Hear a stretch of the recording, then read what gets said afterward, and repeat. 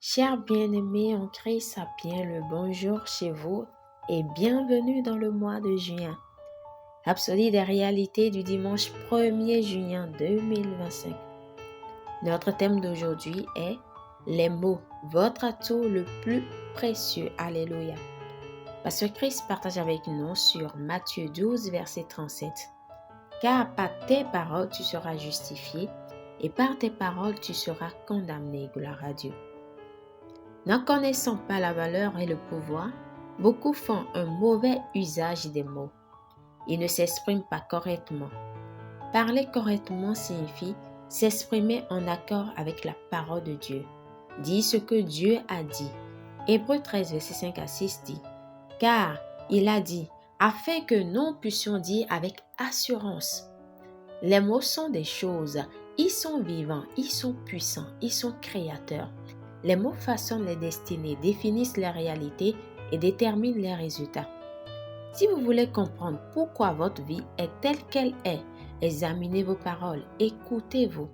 Vos paroles déterminent votre santé, votre apparence et même votre avenir.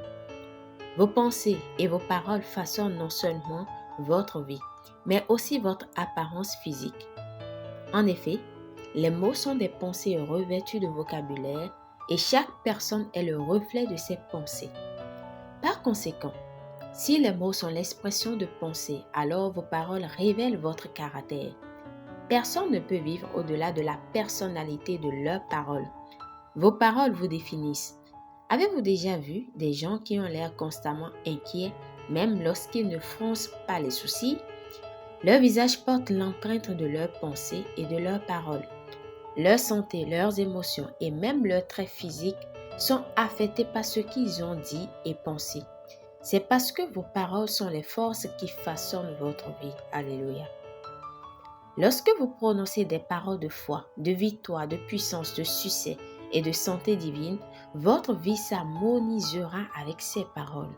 Proverbe 15, verset 4 dit « Une langue saine est un arbre de vie. » Proverbe 18, verset 21 déclare « La mort et la vie sont au pouvoir de la langue, et celui qui l'aime en mangera les fruits. » 1 Pierre 3, verset 10 pousse cette idée à son paroxysme. Car celui qui veut aimer la vie et voir des jours heureux, qui préserve sa langue du mal et ses lèvres des paroles trompeuses. Prononcez les mots justes, car vous êtes ce que vous dites. Ce que vous dites est ce que vous obtenez. Marc 11, verset 23. Loué soit Dieu. Alléluia. Prière. Cher Père, merci pour le pouvoir des mots et pour la capacité de parler et de façonner mon avenir conformément à ta volonté parfaite. Mes paroles sont pleines de foi, de force et de sagesse divine, apportant la santé à mon corps, la joie à mon esprit et le succès sur mon chemin. Je marche toujours dans la victoire au nom de Jésus. Amen.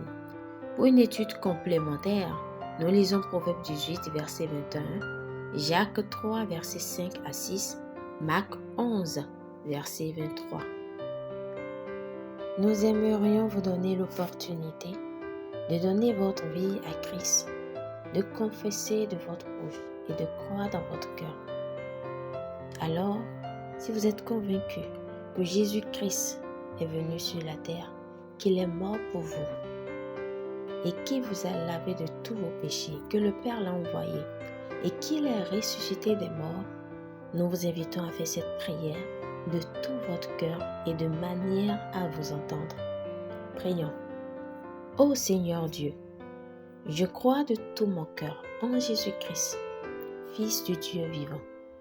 Je crois qu'il est mort pour moi et Dieu l'a ressuscité des morts. Je crois qu'il est vivant aujourd'hui.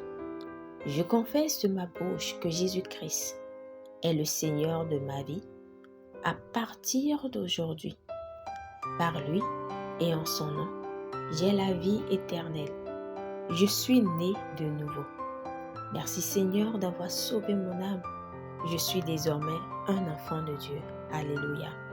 Vous pouvez lire Romains 10, versets 9 à 10. Félicitations si vous avez fait cette prière. Vous êtes désormais un enfant de Dieu. Alléluia.